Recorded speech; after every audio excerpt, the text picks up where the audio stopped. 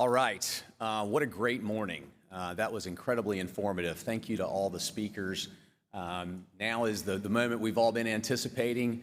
It is my great honor to introduce a 40-year environmental attorney and our new Secretary of Health and Human Services, Mr. Robert Kennedy. Thank you.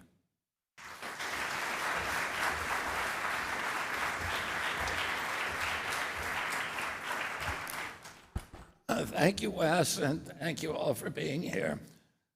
I want to just start out by giving a shout out to Wes, who's been an old friend and advisor to me, a really, really close friend, and also to Dave Ford and to everyone else who put on this extraordinary gathering. You don't often see groups with such diverse stakeholders all in the same room. We have here consumer brands, petrochemical companies, health organizations, environmental NGOs, scientists, and political representatives. It gives me hope because we can all start listening to each other. And I know we can solve the terrible health crisis that's now afflicting American children. Before I begin, I also want to acknowledge our host, Atlantic Packaging, Wes's company, an 88-year-old family-owned company that employs 3,000 Americans. Atlantic shows how the private sector can lead on sustainability and on innovation.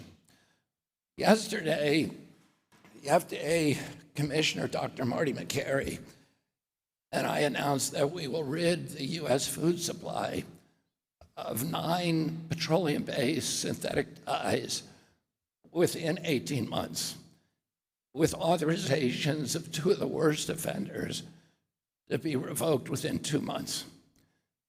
My experience at HHS as HHS Secretary over the past 2 months, working very closely with the food industry to achieve this momentous accomplishment, has reinforced for me the critical lesson that industry, environmental advocates, and governments do not have to be adversaries.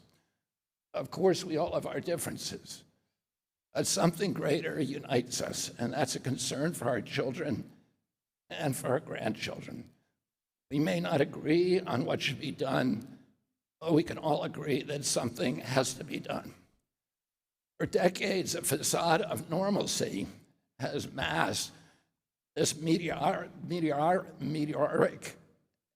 rise in chronic disease, and we can no longer ignore it. In the last election, tens of millions of Americans didn't ignore it. Coalescing under the MAHA banner, they thrust chronic disease into the forefront of the national spotlight. And President Trump paid attention. This last 2 weeks ago, President Trump signed an executive order to establish the MAHA Commission. So now, for the first time, we have a popular mandate and a presidential mandate to seriously grapple with America's epidemic of chronic disease. Let me share a few statistics to illustrate the level of the crisis that we're now facing. According to the CDC, 6 in 10 Americans have at least one chronic disease. When my uncle was president, it was 3%.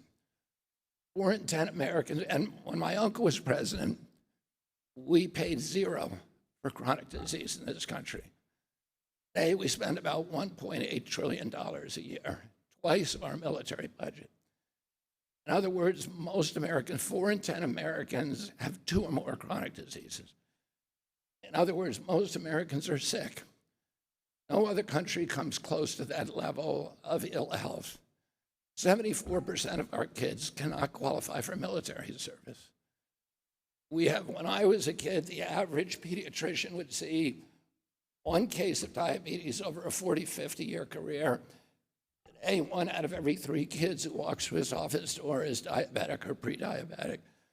When in 1970, the levels of autism in this country were 1 in 10,000, and that there were study after study that showed that, including the largest epidemiological study in human history.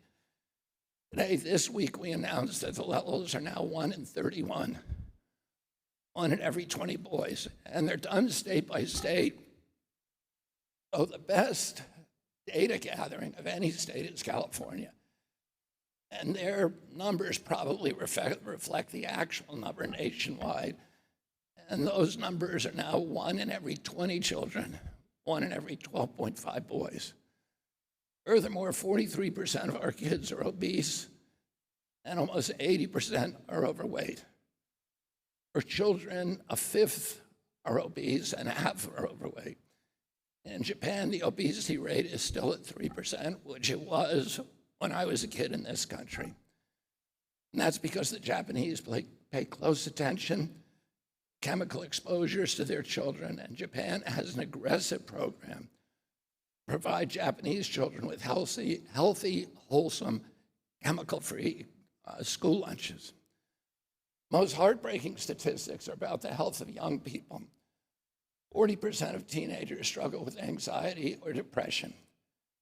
And according to the latest autism statistics, I told you 1 in 31 kids nationally now is diagnosed.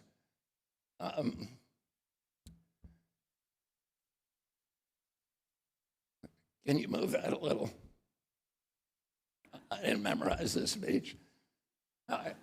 Anyway, I could go on, talk about the skyrocketing cancer rates in young people and falling sperm counts. Today, teenagers in this country have 50% of the historic sperm counts. A teenage boy in America has less testosterone than a 68-year-old man. Girls also are experiencing the fertility crisis. The puberty rate for girls in this country is about 6 years younger than historical levels. Girls are hitting puberty now between 10 and 13 years old. I could talk about allergies and autoimmune diseases, but I don't think I need to convince anyone that there's a big problem. So let's talk about the causes and solutions. What is the cause of the epidemic? I wish it were that simple, that there were just a single culprit. It would make my job a lot easier. At least it would give me somebody to blame, probably somebody in this room. But there is not a single cause. That's why MAHA, the MAHA executive order, directed us to investigate multiple possible causes. And the two that President Trump included in his executive order specifically, I'm going to talk about today: absorption of toxic material and food production techniques. These are the chemicals of concern that we're gathered here to talk about: microplastics, food dyes, preservatives, PFAs, phthalates, pesticide residues, and toxic metals, just to name a few. Some of them are deliberate additives, and others make their way into food from packaging and the environment. If we care about our children's health, we have to look at all of them. Now, I bet some of you feel uncomfortable as I mention microplastics or food additives. You think that the next thing I'm going to do is to blame the petroleum industry or the food industry or the packaging industry. Well, I wish it was that cut and dry. I wish the problem were as simple as a few bad actors. But you know as well as I do that we have been locked into a system that has its own logic. You all have reasons why you can't make changes. And those reasons are mainly valid if we take the current playing field for granted. Well, we're going to change the playing field so that we can align the creativity of business with the public interest. It won't be easy to change an entire system that is poisoning America. I don't want to drag industry kicking and screaming. I want to ask for your alliance. I want you to take the initiative to clean up our food supply, not because you have to, but because you care. I want you to unleash your full entrepreneurial talent and ingenuity. I'm going to do my part too, and I'm going to make you a promise today. Over the next 4 years, I'm going to use every lever of power that my agency commands and every weapon in the HHS arsenal to change the regulatory environment so that your pro-health innovations contribute to your financial success. Okay, here's some of the specific programs that we're going to implement. First, we're going to revise the generally recognized as safe process, require transparency and FDA review of food contact chemicals. Second, we're going to implement a systematic post-market review program with protocols to reassess previously approved chemicals in foods and food contact material. Third, the National Toxicity Program will expand safety assessments of food and contact chemicals to cover endocrine and neurobehavioral effects. Fourth, across the board, we will prioritize safety factors for pregnant women and breastfeeding women. Fifth, we will deploy and integrate emergency testing techniques across all the agencies. Six, we're going to start considering cumulative and mixture effects, and we test the safety of chemicals in food, including all direct and indirect food additives, food contact substances, and ingredients. And seventh, we'll mandate the replacement of all coffee machines with kale smoothies in the nation's offices. Just making sure you're paying attention. I had a hard time getting with that one by the White House. These policies, well, first six of them anyway, exemplify how the regulatory environment is going to change. If you follow the trend line, you can future-proof your business. But I want to make a further suggestion. Regulations define the bare minimum. They define what you must do, but they don't limit what you can do. So I want to encourage industry to go beyond what is required. First, because it's what consumers want. Remember, these changes aren't ultimately coming from me or from President Trump. They're coming from a mass movement of citizens and consumers. And the second reason is even more simple. It's because you care. You care about the health of your fellow Americans. You care about the health of your children. You care about the strength of our country. And you care about doing the right thing. Magic is that whenever business incentives align with our values, both of them flourish. This is because human health and environmental health and economic health are all intertwined. The answer is ultimately in free market capitalism. A true free market rewards good behavior and it punishes bad behavior. In a true free market, you can't make yourself rich without making your neighbors rich, without enriching your community. But perverse marketplace rules encourage some companies to use pollution and contamination to make themselves rich by making the rest of us poor and by impoverishing our nation and sickening our communities. Over the next 4 years, I'm going to use all of my powers to change the perverse ground rules that govern this ecosystem. Make sure that well-intentioned companies like this one can internalize their costs the same way that they internalize their profits and still prevail in the marketplace. All pollution and health-harming behavior is a market failure. It's in fact a subsidy.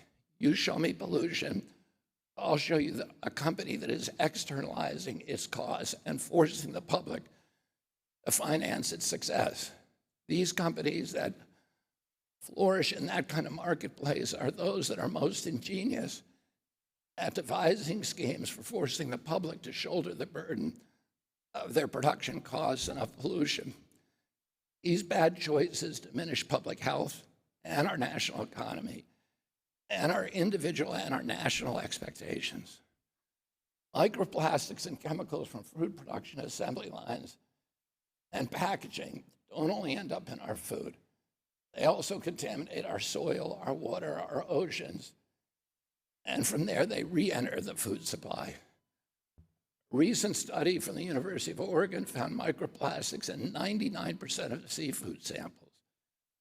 No wonder microplastics have been found in samples of human tissue, from the brain, to the liver, to the kidney, to the colon, the placentas, and testicles. We don't know the effects of microplastics in the human body, but we have disturbing studies that link microplastics to cancer, to dementia, and reproductive problems. Those societal costs are borne by the public rather than those producers who expose us to those chemicals, not out of malice, but for their own economic survival. This is a market failure. It requires companies operating in this space to ignore social costs in order to prevail in a market.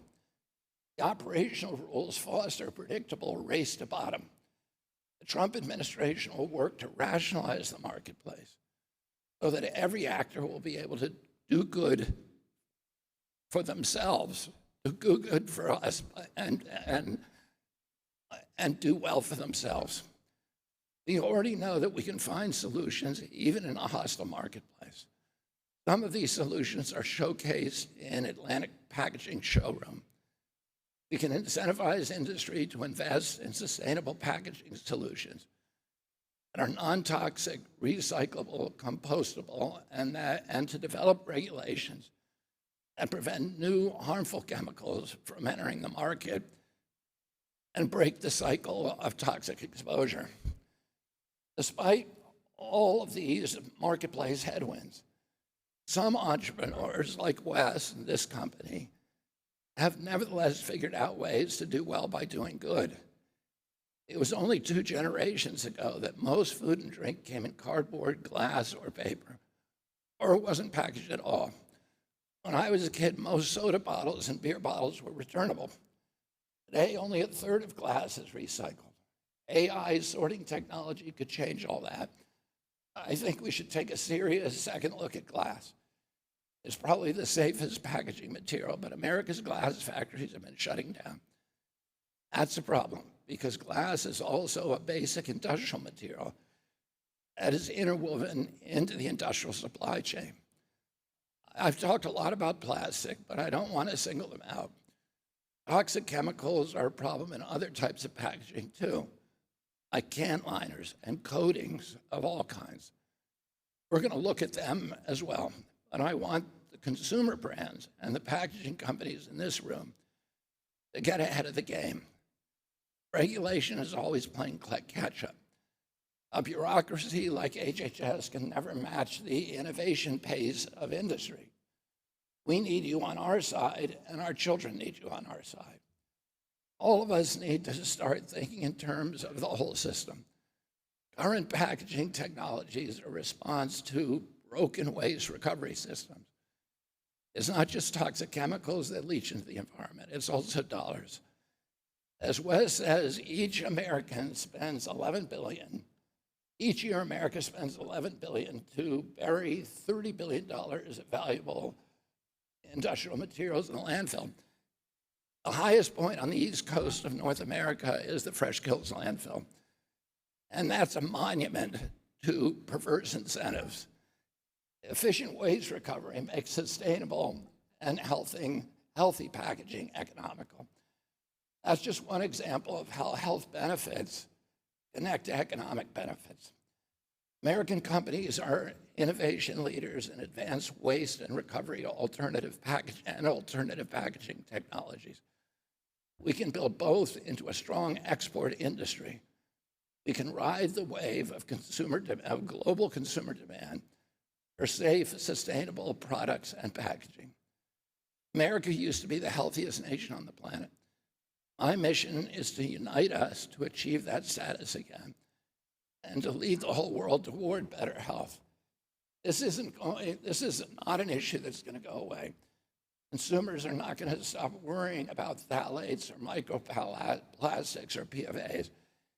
In fact, part of my job is to make consumers worry more about these things, about what's in their food, and to give them transparency and to guarantee them the information that they need to make healthy choices. Safe packaging and healthy food is the future.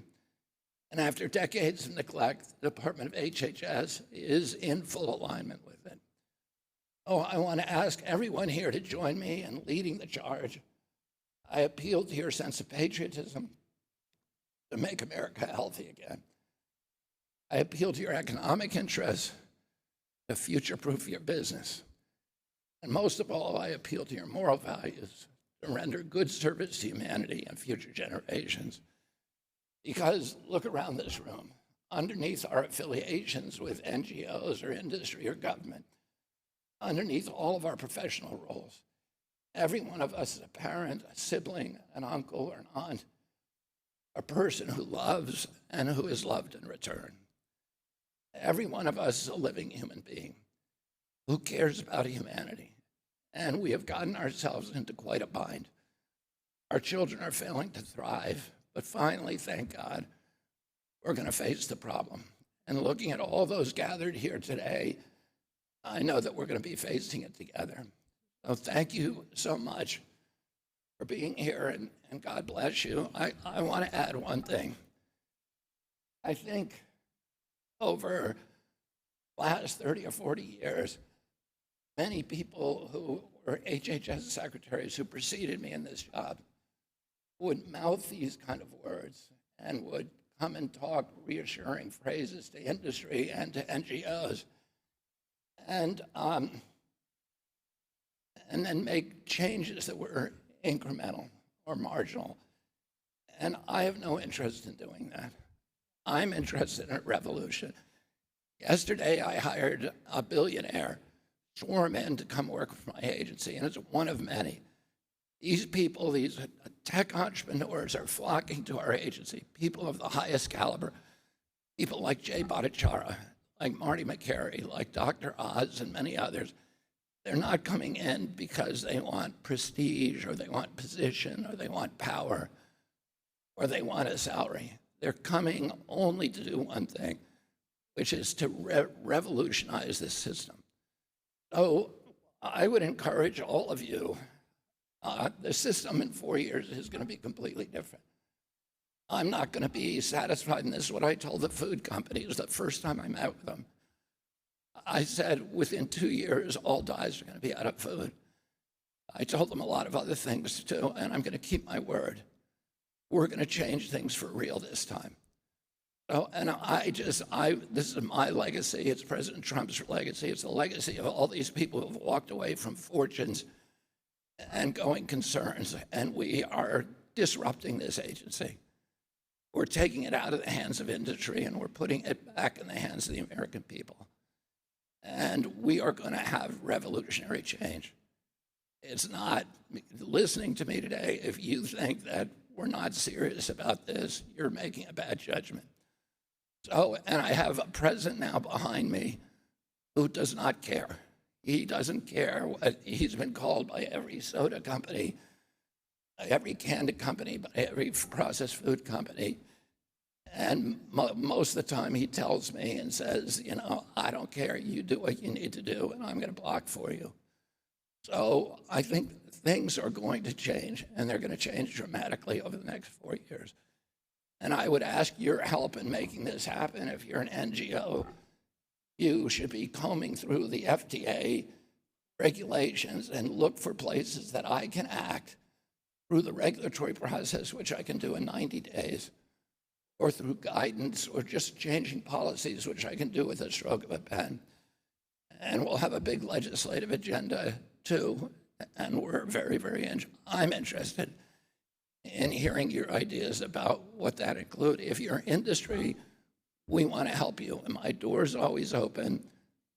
I answer my phone, and I will talk to you and help you and partner with you to get through this process. We want industry to thrive in this country.